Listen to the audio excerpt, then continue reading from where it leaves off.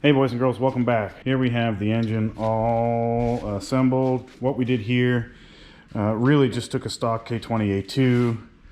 This is the one that we observed to swallow a peanut-sized chunk of the inlet manifold, evidently from the crash that made that car a donor car. I actually got a pretty good deal on that car. I think it was like $800 plus a bunch of fucking fees. Has around about 167,000 miles, but because it swallowed that little piece of aluminum, I felt like it was good form to take it apart just to verify there wasn't anything crazy going on inside. I took the head off, inspected everything, looked pretty good, just kind of cleaned everything up, cleaned the surfaces, put a Cometic head gasket in there, some ARP head studs, put it all back together, checked the valve clearances. Timing belt, or excuse me, timing chain looked fine. All the timing components looked fine, so I basically just put it back as it is. So cleaned everything up. As you can see, a center feed inlet. This is a K-tuned 70 millimeter throttle body. This is actually a real pain in the ass to make work because it doesn't work with your factory water pump. What I had to do is mill this way down. If you look on a factory unit, it has a tensioner mount that sticks out to something like around here, and then this crankcase vent pokes out to about here. So I'll roll in some pictures and maybe some video of me chopping that down with the milling machine. But we got that, I think, sorted out. Also, because you got to delete that tensioner, you have to find some other solution. I found K-Tuned had a kit to relocate the alternator down here, and then you put a sort of manual tensioner mounted right here. This is not the K-Tuned unit. I just bought the cheap Chinese copy because the K-Tuned was like fucking $300 and this one is like $50 on eBay. So, you know, again, I'd like to buy the name brand. I mean, provided it was actually made in the US, but I think it's not. So it doesn't, I don't even think it makes a difference anyways. It's all coming out of the same factory. The only other thing I did here, I replaced the starter with a JDM import one, and I built this little bracket.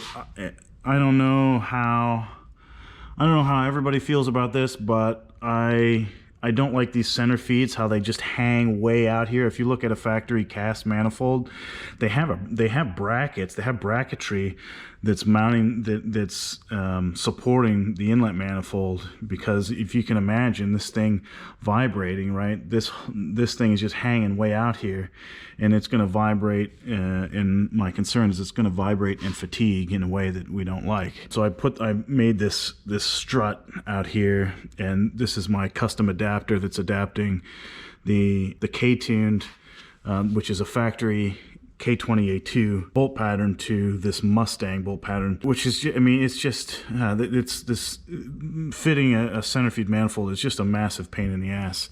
I really don't know why I'm doing it. That makes this coolant manifold not work. So I had to buy this one on eBay and then point it down, and then it was still bumping into this inlet, so I had to cut it and angle it. Just a massive pain in the ass. And then it has a port for your fan switch that bumps into this, so then I can't use this, but I need something to plug the hole. So I mean, it's just a fucking pain in the ass.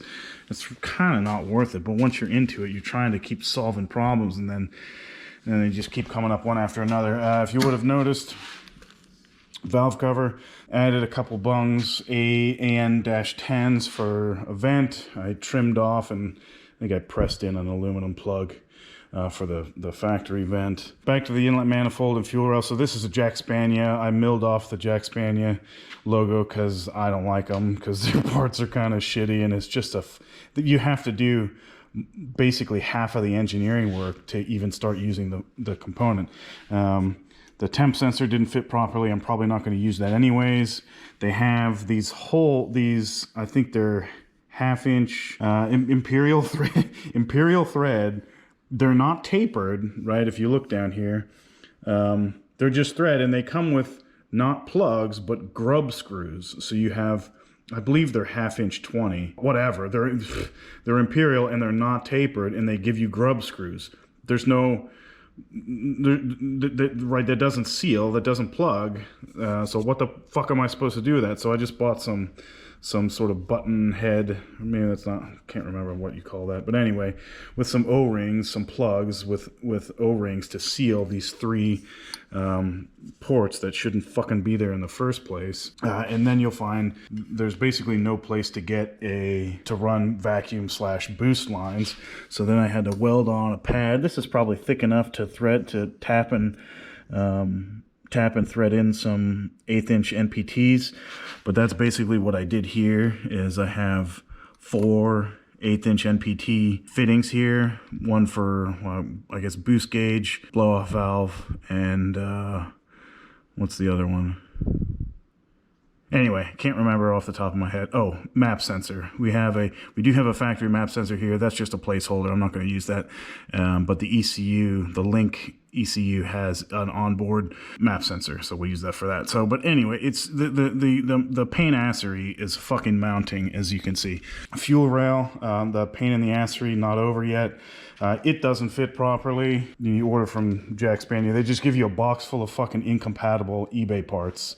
So it's just up to you to fucking figure out how to make it work. The rail, as you can see, does not line up with the mounting points on the manifold. So I had to make this piece, as you can see, this offset sort of stanchion. This I could just use the height wasn't, I think they give you a standoff, a spacer, but the height is wrong anyways. But this is just a piece of aluminum tube, pretty thick wall. It's probably 150 thou wall thickness. But then this guy had to machine from a 1-inch aluminum bar, because this hole on the rail is way over here, and in order for the injectors to line up, which you have to do a bunch of fucking measuring and making sure that everything is right, and then I machined this eccentric standoff so that I could have it mount to the manifold there, and then the rail mount to the standoff. So it's a massive pain in the fucking ass, especially when you buy something that's supposed to be engineered and they don't do it. They just give you like I said, a fucking pile of incompatible eBay parts that you gotta fucking engineer yourself and figure out how to make work.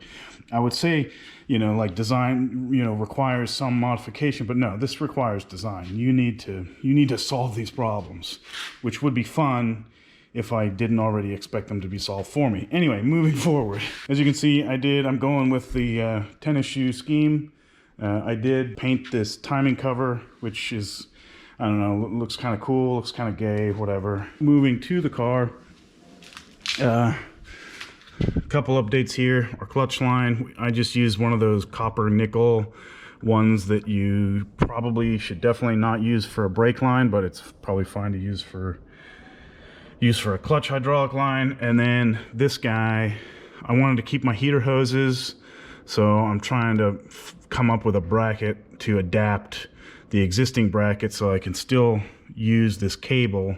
So we're just kind of folding this thing out of the way so that we're tucked up against the firewall, and we can, as you can see, it doesn't quite fit. I think I might need to adjust this. It's just tacked together. I might need to shift this up a little bit to give me some more space here.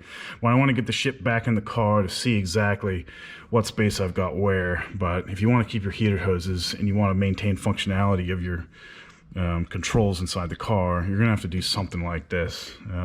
And what I did was I just started 3D printing a bunch of these and change it and try it and change it and try it and change it and try it until you get the geometry right, or close to right, or righter, or less wrong, however you want to call it. Yeah, but that's it. So basically everything's ready for the engine to go in, and then I'll be set to go find all the other fucking problems that I didn't think of. Ooh, one other thing is we do have wheels and tires.